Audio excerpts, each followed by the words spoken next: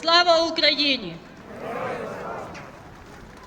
Нашу акцію ми розпочинаємо хвилиною мовчання.